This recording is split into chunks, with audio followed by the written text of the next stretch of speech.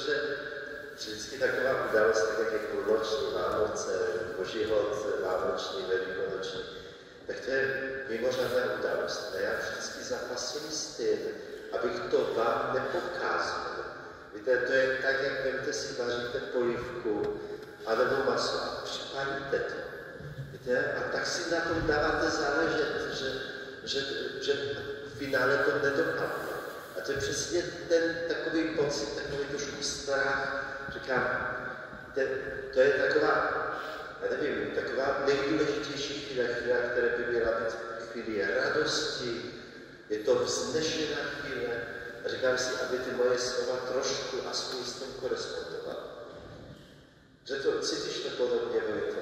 Je to pravda, protože pak taková, každý se snaží udělat všechno nejlépe, jak dovede, ono se vždycky něco nepovede a pak nějakým způsobem, ale já si myslím, že to pramení z toho právě, že příliš mnoho chtění někdy i na škodu věcí.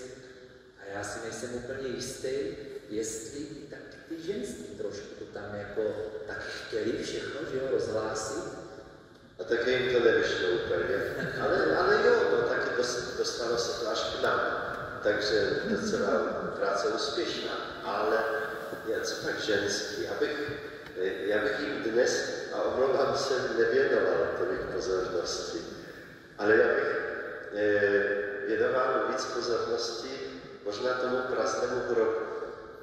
Protože tohle, to je taková ta negativní zpráva, takové to poselství dnešního evangelia, že máme prázdný hrob. Ještě nevíme nic víc, ale jsme našli, ženy našli hrob, kde je ten kamen odvalený.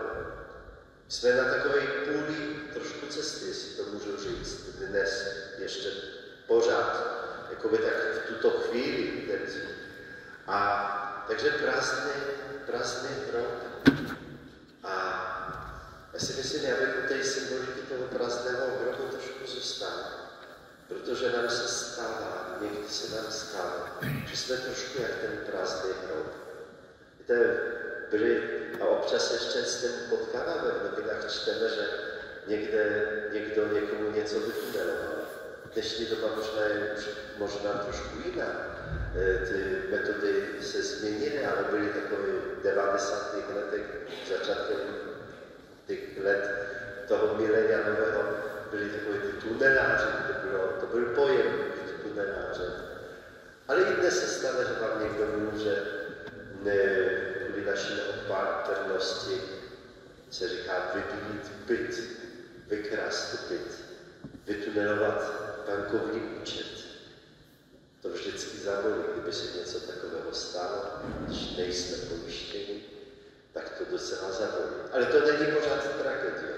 Já si myslím, největší tragédie je vytunelovaná lidská duše, srdce, anebo i rozum.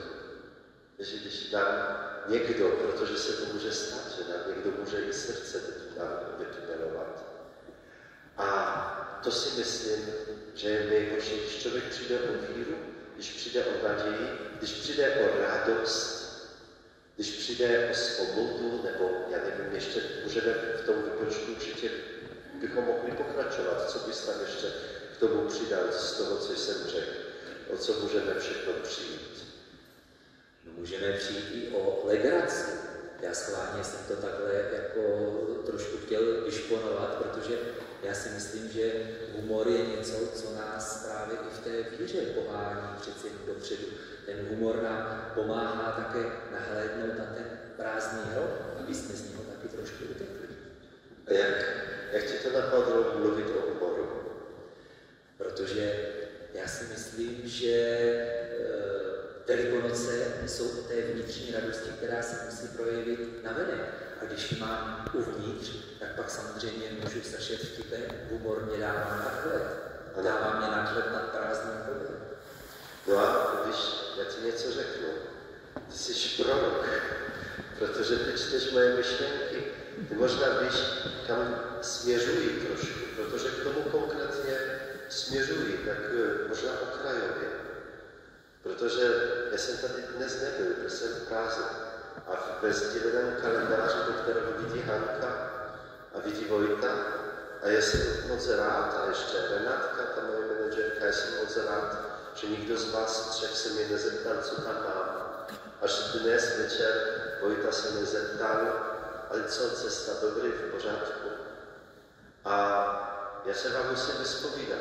No já jsem měl strach se zeptat, protože tam to bylo ve Skalkách a nechci být tam bylo v lesní, že jo, tak se nebudu přece ptát pana faráře, co má za program. Jasně. Krajně neslyšel. Tam bylo Praha a ZP. Tam bylo napsané.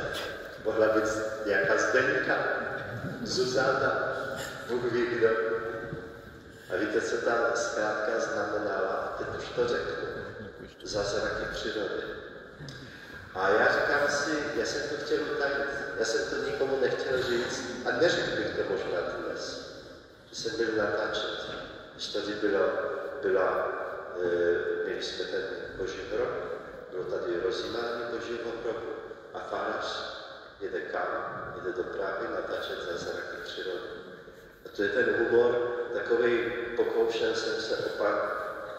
Na to se nedívejte, protože to znáte ty všechny moje hlášky, ale pořád to točí kolem dokola, protože si dělají rešerše, takže je to pořád stejné. Ale mě k tomu vyprovokovalo ještě něco jiného. Protože když to skončilo, tak si mě vzal stranou Vladimír Kořen, jeden z těch moderátorů. A Vladimír přišel a říká, že já jsem ti chtěl poděkovat za to, že jsi našel čas, protože s Marošem jsme si moc přáli, abys přijel. A víme, jak to je pro tebe den a že jsi to tak poskládal, že jsi mohl přijet. A říká, víš, já jsem tak rád, Vladimír, já se těším do Říčan, do kostela, protože v roce 2008 jsem přijal křest. A teď si vemte, že když jsem přemýšlel, co řeknu dnes, tak mi pořád v hlavě, jak by se točila ta myšlenka o tom prázdném hrobu. A Vladimír Kořen říká, víš, protože pro mě to je takový důležitý den, ta Výnoc sobota, že já jsem si všimnul otevřeného Božího hrobu. A on říká, otevřený. A já říkám si, protože ten kamen byl odválený, tudíž byl otevřený. Říkám, já jsem si uvědomil to, že cesta k Bohu, já jsem si myslel, říkám dřív, že ona je zavřena, že tam je ten kamen, že to je prostě zazděné, že tam jsou dveře zavřené na nějaký peklíce a tak dále. A já jsem si uvědomil, že ty dveře k Bohu jsou otevřené, jak ten velikonoční Boží hrob. Můžeme nahlížet na ten Boží hrob jako prázdný, ale mě otevřel oči na to, dívat se na ten Boží hrob jako na hrob otevřený. A říká, to je ten okamžik, kdy jsem se já otevřel na Boha. Ten Bůh je pro mě otevřený, on má pro mě otevřené dveře. A říkal mi, a teď proto to říkám, protože s tím způsobem jakoby mi dal rozřešení, protože říká, víš, Zvi, já jsem tak rád, že jsi přijel, protože ten svět, v kterém já tady žiju, on neví, o čem jsou Velikonoce, v čem je podstata těchto Velikonoc. Ale já jsem přesto, že v tom světě žiju, těším se na ten večer, že prožiju to, co jsem prožil kdysi, prožiju Boha otevřeného na mě. A říká, já jsem rád, že jsi tady, že i ty, že žiješ v tom světě s Panem Bohem, že se neuzavřeš před námi, ale že podobně se pro nás otevřeš. My jsme tomu nevěřili, říkám, mě hezké, že jsi přijel. A tohle, víte, to je takové obohacení. To je takové krátký rozhovor, jen takhle. Říká, pojď se mnou, já si myslím, že se chce zpovídat. Jo, pojď se mnou tady do šatny, potřebuji něco ti říct. To jsou takové impulzy, které člověk dostává. Velmi silné. A tak. Takže pro mě, pro někoho, A Míša Ventrikovaný volá. Říká, to má také takové výročí, skoro na den byla tady, kolik to je, 25 let, co byla křtěna už. Takže slavila také výročí. Těch křtů tady bylo víc, bylo několik, ale tak. Takže bych si moc přál, aby pro nás, abychom i my prožili takové tu pravdu o tom, že Bůh je na nás otevřený, že nezavírá před námi dveře, ale je to výzva také k nám, abychom i my byli otevření na Boha, ale abychom i byli otevření na druhé lidi. Mít ty dveře prostě otevřené. O tom se často mluví teď v církvi.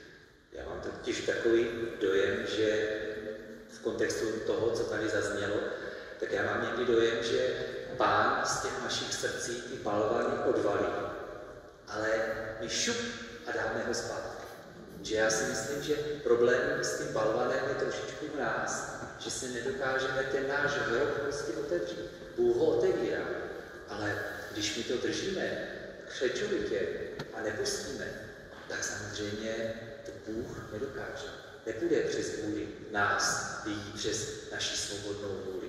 Takže já si naopak myslím právě, že je důležité se otevřít, nechat ten kámen odvalený, protože co je otevřené, není zatuchlé, nesmrdí, nezapáchá a je to čisté.